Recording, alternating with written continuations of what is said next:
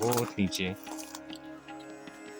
एक मैदान की जानब जा रहा है। तो जैसे ही हम उस रास्ते की जानब बढ़ते हैं तो हमें ये निशान नज़र आते हैं, कदीम तरीन ईंटों के। एक हैरत अंगेज़ आप कह सकते हैं किला ये देखें, ये खासा ऊपर जाके तो उस कदीम किले की आप देखें बुनियादें आती आती आती आती आती यहाँ पर आकर इस एक पत्थर से उस सैकड़ों हजारों साल कदीम कारीगर ने यहाँ से इस किले की बुनियाद शुरू की थी।